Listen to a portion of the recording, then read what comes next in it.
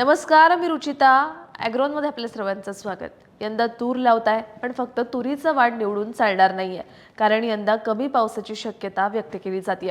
त्यामुळे तूर पिकाचं नियोजन करताना प्रत्येक टप्प्यावर काळजी घेणं गरजेचं आहे. जमीन कशी असावी, पेरणी कधी करावी, अंतर किती ठेवावं, खतं किती द्यावीत, या सगळ्या गोष्टींचा उत्पादनावर थेट परिणाम होतो. त्यामुळे तुरीचं भरघोस उत्पादन घेण्यासाठी सुधारित लागवड काय आहे हे जाणून घेण्यासाठी व्हिडिओ शेवटपर्यंत नक्की बघा. पीक निवडताना आजूबाजूच्या शेतकऱ्यांनी कोणती पिकं घेतली आहेत, कशाला भाव मिळतोय याचा आपण विचार करतो, बरोबर ना? पण यासोबत आपल्या शेतातील जमीन कशी आहे त्याचा सुद्धा विचार करायचा आहे. जसं तुरीच्या पिकासाठी मध्यम ते भारी, काळी, भुसभुशीत आणि कसदार जमीन योग्य मानली जाते आणि जमिनीचा सामू म्हणजेच पीएच साधारण 6.5 ते 8.6 दरम्यान असावा लागतो. पण एक गोष्ट लक्षात ठेवा, तुरीला पाणी साचलेलं अजिबात चालत नाही. त्यामुळे पाण्याचा उत्तम निचरा होणारी जमीन निवडणं अत्यंत महत्त्वाचं आहे. शिवाय चोपण आणि पाणथळ जमिनीत तूर घेणं टाळायचं आहे. आणि आणखी एक महत्त्वाची गोष्ट म्हणजे दरवर्षी एकाच जमिनीच्या तुकड्यावर तूर घेऊ नका. पिकांची फेरपालट केल्यामुळे कीड रोगांचं प्रमाण कमी राहतं आणि उत्पादन वाढण्यासाठी मदत होते. जमिनीच्या निवडीनंतर तिच्या मशागतीची माहिती घेऊयात. आतापर्यंत सगळ्या शेतांमधल्या मशागतीची कामं उरकली आहेत. तुरीसाठी फक्त शेवटच्या वखराच्या पाळीपूर्वी हेक्टरी 10 ते 12 गाड्या चांगलं कुजलेलं शेणखत किंवा कंपोस्ट खत शेतात टाकून जमिनीत मिसळून घ्यायचं आहे. यामुळे जमिनीची सुपीकता वाढते, ओलावा टिकतो आणि पिकाची सुरुवातीची वाढ चांगली होते. जमिनीची सगळी तयारी झाल्यानंतर पेरणीचे वेध लागतात. साधारणतः 15 जून ते 15 जुलै हा कालावधी तुरीसाठी योग्य मानला जातो. पण यंदा पाऊस कमी असल्यामुळे तज्ज्ञांच्या मते साधारणतः 75 ते 100 मिलीमीटर पाऊस झाल्यानंतर पेरणी करायची. पण शक्यतो 30 जुलैनंतर तुरीची पेरणी करायची नाहीये, कारण पेरणीला जितकं उशीर होईल तितकी उत्पादनात घट मिळते. पेरणीसाठीचा महत्त्वाचा मुद्दा म्हणजे तुरीतलं अंतर. आता तुम्ही म्हणाल यात काय नवीन आहे? तर यंदा कमी कालावधीचं वाण लावा असं सांगतायत. तर कालावधीनुसार आणि पद्धतीनुसार हे अंतर बदलणार आहे. कसं तर ते पाहूयात.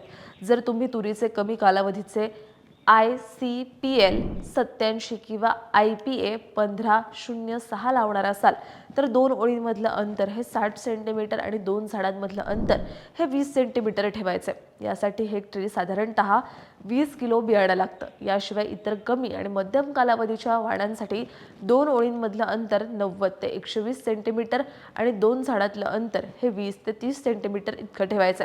यासाठी हेक्टरी 12 ते 15 किलो बियाणं पुरेसं होतं. तुम्ही जर मूग, उडीद, सोयाबीन, ज्वारी या पिकांसोबत तुरीचं आंतरपीक घेत असाल तर 2 ओळीतलं अंतर साधारणतः 180 सेंटीमीटर ठेवायचं आहे. पिकाच्या गरजेनुसार ते वाढवताही येतं. याशिवाय आणि झाडांमधलं अंतर 20 ते 30 सेंटीमीटर ठेवावं. यासाठी तुरीचं हेक्टरी केवळ 5 ते 6 किलो बियाणं लागतं. आता येऊयात पिकाच्या सर्वात महत्त्वाच्या भागाकडे, ते म्हणजे खत व्यवस्थापनाकडे.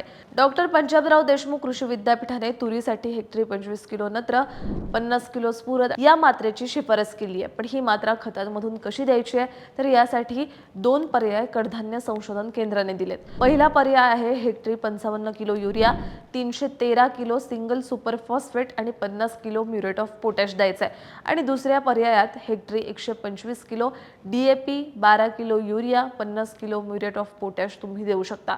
पण याच्या बरोबरीने तुम्ही सूक्ष्म अन्नद्रव्यांकडे दुर्लक्ष करायचं नाहीये. माती परीक्षणामध्ये कमतरता आढळली तर 20 ते 25 किलो गंधक, 15 किलो झिंक सल्फेट हे हेक्टरी वापरायचे. यामुळे पिकाची वाढ चांगली होते आणि उत्पादन वाढण्यासाठी मदत मिळते. ही माहिती डॉक्टर पंजाबराव देशमुख कृषी विद्यापीठातील कडधान्य संशोधन केंद्रातील वरिष्ठ संशोधन शास्त्रज्ञ डॉक्टर विजयकुमार गावंडे आणि सहाय्यक प्राध्यापक डॉक्टर प्रदीप ठाकरे यांनी दिली आहे. तुम्हाला ही माहिती कशी वाटली हे आम्हाला कमेंटमध्ये नक्की सांगा आणि अशाच शेतीविषयक आणि नवनवीन माहितीसाठी ॲग्रोवनला सबस्क्राईब आणि फॉलो करायला विसरू नका.